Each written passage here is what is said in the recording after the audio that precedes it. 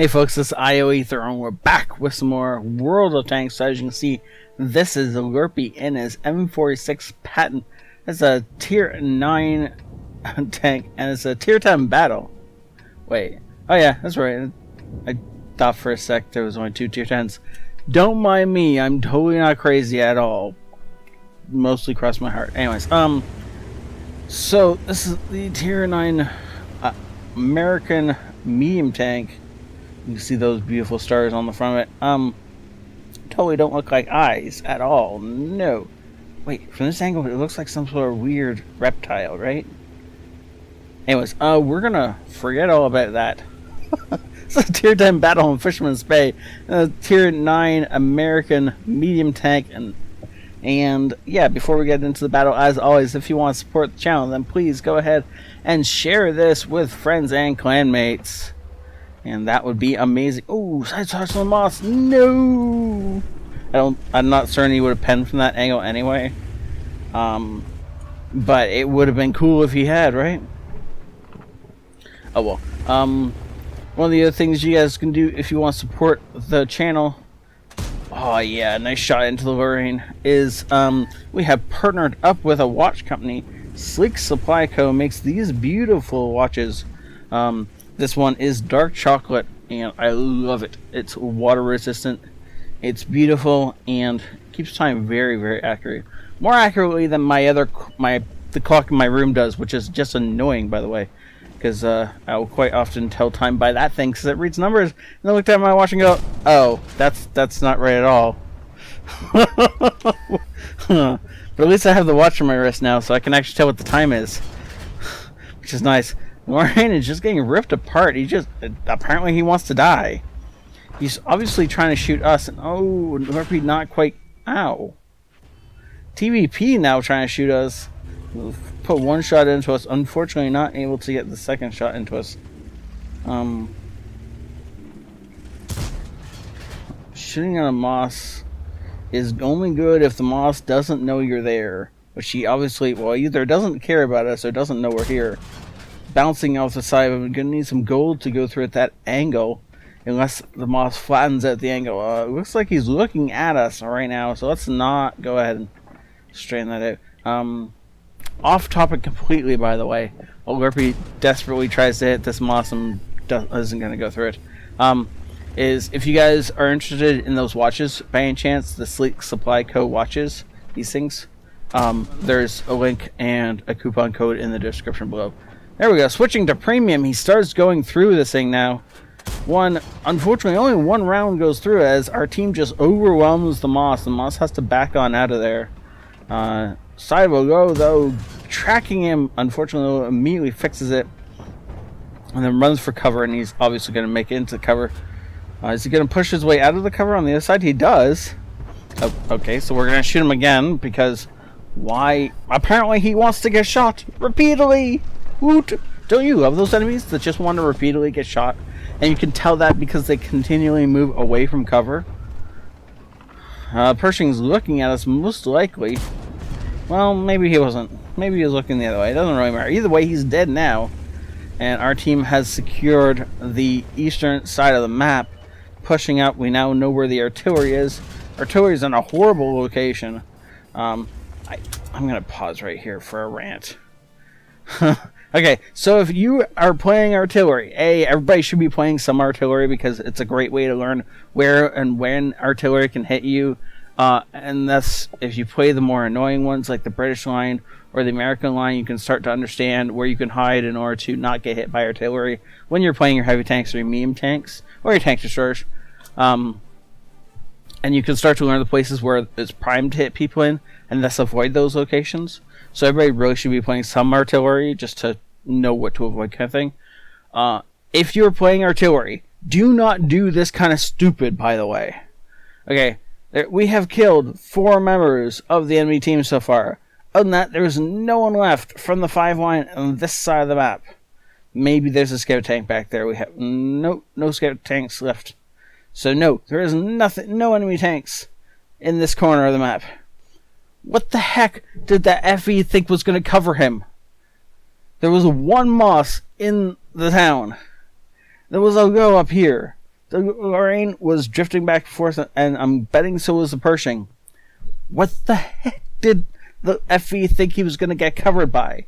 There was no one in front of him to support him. He had 2 tanks in front of him of real support as the Low and the Moss as anchor points. No one else. But he just automatically went to that side of the map because that's the side of the map he always goes to. And he didn't bother looking to see how many allies were coming with him. If he had looked, he would have noticed that all the tank destroyers, as well as a good portion of the medium tanks, were going this way, as well as their Carnarvon. If he had paid attention to that, he would be over here in A2. He'd have beautiful shots on all of our tanks, and he could support his entire team until we eventually wipe them out. He'd get a ton more damage in, he'd get a ton more spotting and tracking damage in, and stunning damage, and he would get a lot more experience. But no, he didn't pay attention to the map. He didn't even think about anything. He just went over to the normal side where he always camps. And then he's going to get angry at his team because he died over there like a moron. Don't do dumb. Don't look. Always look at the map. Always tell if you're the only one on a side. If it's you and 2 other tanks, I suggest not being there unless you are really confident in your ability to do 6-on-1s. Okay? Cool. Now we're going to get back into the game. Oh, and they're pushing his AFK!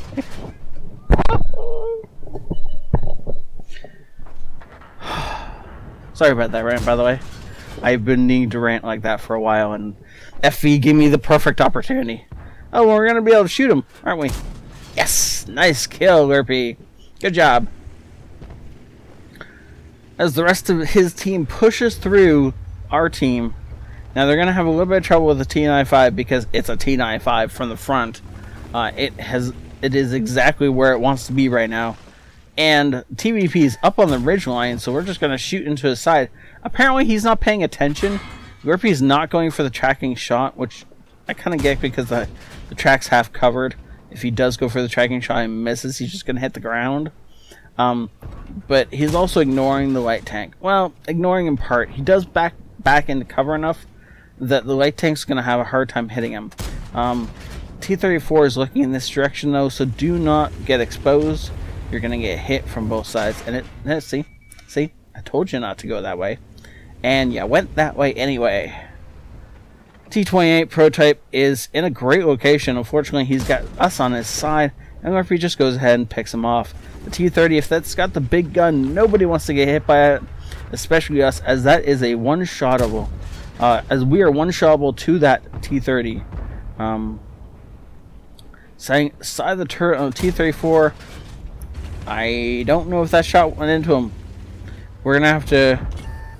Nope, that shot did not in fact go in. You can tell by the damage list at the bottom. You can see we just went from a T-28 prototype to the lightweight. Lightweight is trying to shoot through the front of our turret, which is never going to happen for him. And that's unfortunate. We're up to 5k damage. Come on, Lurpy, hit that 6k damage code, man. You're almost there. Oh, Emil is behind the house. He's dealing with the Type 4 heavy? Wait. That was C-57 heavy. All by himself. And T-57 takes him out. Carnarvon is the last thing left on this map. And the T-95 is still not dead, by the way. As this is where their entire team hit. It's not completely shocking because nobody actually wants to get hit by a T-95. And therefore I'm sure they didn't rush the T-95. But they really should have, and this thing should be dead. However, it looks like it's walking straight into a T-95 shell. And then Lurpy bounces off the side of its turret. Where are you aiming, Lurpy? Just pull back and shoot the hole. Okay, apparently I need to go on another rant. What is with you and making me go on rants? Do not shoot through shit. Wow, me in English. Do not shoot the front of a Carnarvon's turret, especially when you're on a level playing field looking at him. You're never going to go through that. It ain't worth it unless you're a heavy-duty tank destroyer with a heavy-duty gold round loaded. And even then, it's just not worth it. just pull back and shoot into his hull. It's not hard to do. It does require some thinking and some planning. And I'm not going off on Lurpy because he screwed this up. He did really well this game. This was a great game for Lurpy. But there was a little bit of panic at the end. If you want to be like a truly amazing player, that really needs to get cut out. You need to stop doing the panicking things at the end. You need to plan in advance as you're attacking an enemy how you're going to take it out. So when Lurpy came over this ridge, the only thing he was thinking about was getting that shot off and more damage. What he should have been thinking about was how he was going to get that shot off and more damage. He came over this ridge. If he had... Oh, I can't zoom out anymore. But basically, by pulling up right in front of the corner run, if that thing had still had shots left and its mag, he would have got hit at least once, maybe even killed for his indiscretions. Whereas if he'd just come over the ridge and just zipped on past it, he would have been able to hit it from behind, and there's nowhere on the back of that tank he was not going to penetrate. So even the side of that tank, like, he got really unfortunately, like, he bounced. No, it wasn't the camera. So he bounced something on the side of this game. I remember that. Didn't I? Don't I? Whatever. Doesn't matter. If he hadn't been hugging the front of this tank, he would have got the last shot off and actually been over the 6k damage mark, which would have been awesome. Unfortunately for him, not quite there, but still, this was a worthwhile battle, and I got 2 rants out of it, which was great. That's truly enjoyable. Thank you, Griffey, for helping us end off the week with a double rant game. That's what I'm calling this thing. Ace Tanker, Bruiser, Arsonist, Fire for Effect, Lavishing Host Metal, for destroying 2 or more enemy tanks that are 1 tier higher than him. That means he killed 2 tier 10s. Yeah, he definitely killed 2 tier 10s, alright. Wait, he got the killing shot? Oh yeah, he did, didn't he? Finally, in the end, of after being way too close and not just backing up. Right, the rant. I'd almost forgotten about the rant. 6,000 damage. Ooh, wait. 6,000 damage. What shot did he fire that went in that we didn't know about? Was that a shot on the T-34? I bet you hit the T-34 that vanished. Which the T-34 then hit him back. 6k damage is very, very nice. He does secure a place in the 6k damage club purely on damage alone, which is hard enough to do. And then he pushes himself up to 7,500 damage combined in 6 minutes. That is a beautiful, beautiful game played. Thank you so much, Grippy, for saying this in. Thank you all for watching, and again, please do share this with friends. Share this with clanmates, especially. I mean, 6k damage games are really rare, and I do so enjoy watching these. You guys got to share these, right? For me, to help the channel grow, please. Thank you. Thank you all again for watching, and have a great night. This is ioEther out.